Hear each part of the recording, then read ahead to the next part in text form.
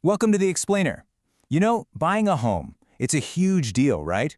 Maybe one of the biggest financial decisions you'll ever make, but it doesn't have to be scary. Today, we're going to break it all down into a simple, clear roadmap just for you. So, you're thinking about buying a house. It's super exciting, but let's be real, it can also feel a little overwhelming. There's so much to think about, from saving up that down payment to signing what feels like a mountain of paperwork. But here's the good news. Even though every house is unique, the actual process of buying one is pretty much the same for everyone. And today, we're going to turn that process into your personal roadmap. We've broken this whole journey down into 4 simple phases. We'll start with the prep work, then move on to the hunt, making your move, and finally, the home stretch, getting those keys in your hand. All right, let's dive into phase 1, the prep work. Seriously, this part is the foundation for everything else. Before you even think about looking at houses online, you've got to get your financial ducks in a row. And it all starts with your credit score. Lenders look at this number to figure out how risky it is to loan you a big chunk of money. Now you'll see different loan types have different minimums, like 580 for an FHA or 620 for a conventional loan. But here's the real secret. A higher score gets you a lower interest rate.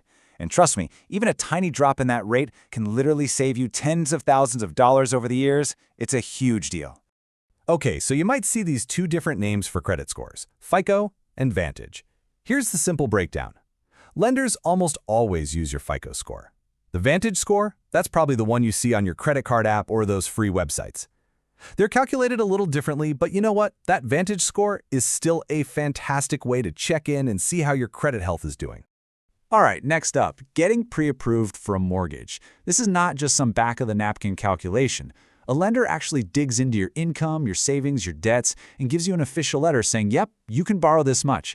This letter is your golden ticket, really. It shows sellers that you're not just window shopping. You're a serious, ready-to-go buyer.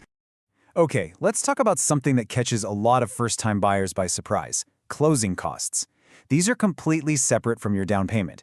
Think of them as a collection of fees you pay to actually finalize the deal. You know, for stuff like the home appraisal, the title search, all that behind-the-scenes work. So how much are we talking? Well, a good rule of thumb is to plan for about 2 to 5% of the home's purchase price. Let's put that into perspective. On a $300,000 house, that's anywhere from $6,000 to $15,000 extra. So you definitely need to have that cash ready to go. Okay, your finances are prepped, and you've got your pre-approval letter in hand. Now for the fun part. Welcome to Phase 2, the hunt. And the first step here is to assemble your A-team. And your most important team member, without a doubt, is a great real estate agent. Seriously, these folks are your guide. They know the market inside and out, they'll negotiate for you, and they handle all the complicated paperwork. There's a reason the vast majority of buyers, we're talking 85% according to Zillow, work with an agent. They're absolutely essential. But how do you find the right one? Well, you should treat it like you're hiring someone for a super important job. Because you are. Don't be afraid to ask a ton of questions. How well do they know the neighborhoods you like? How do they like to communicate? What's their game plan if you end up in a bidding war? Find someone you click with. All right, so you're out there looking. How do you find a good deal, especially when the market is hot? Here are a couple of pro tips. Keep an eye out for homes that have been for sale for more than 30 days. Why? Because those sellers might be getting antsy and more willing to negotiate. And don't be scared of a house that needs a little love. We're talking cosmetic stuff. A fresh coat of paint or new floors can go a long way. That sweat equity is real, and it can save you a ton of money. Okay, you've been looking, you've seen a bunch of places, and then it happens. You find the one. Now comes the moment of truth. It's time to make an offer. Now, an offer isn't just about the price you're willing to pay. It also includes these super important conditions called contingencies. Honestly, you can think of them as your safety net or your escape hatches. The big 3 are for financing, the appraisal, and the home inspection. They basically protect you and your deposit if something goes wrong. And listen up, because this is a huge takeaway. The highest offer doesn't always win. I'll say that again. The highest offer doesn't always win. Sometimes, what a seller really wants is a quick, easy close. Or maybe they need to stay in the house for an extra month after selling.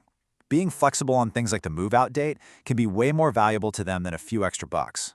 With your offer, you're also going to put down something called earnest money. Don't let the name scare you. It's just a deposit that says, hey, I'm serious about buying your house. It doesn't go to the seller right away. It gets held by a neutral company until the deal is done. And just to be super clear, This is not an extra fee. That earnest money you put down, it just gets applied directly to your down payment or your closing costs when you finally buy the house. Think of it as prepaying a part of what you already owe. So, what happens if your offer gets rejected? First of all, do not get discouraged. This is so normal. In fact, Zillow found that almost 60% of buyers have to make more than one offer before they finally get a yes. So, hang in there. Persistence really is the name of the game. But then, you get the call. Your offer was accepted. Congratulations! You are now in what's called escrow, which is just a fancy way of saying you're in the home stretch. This is that final waiting period, usually about a month or so, before the house is officially yours. So what happens during this time? Well, a lot. You've got the home inspection, where you bring in a pro to make sure there are no scary surprises. The bank will order an appraisal to double-check the home's value. And all your loan paperwork goes through one final, detailed review. Again, these are your last big safety checks. The inspection is all about the physical condition of the house.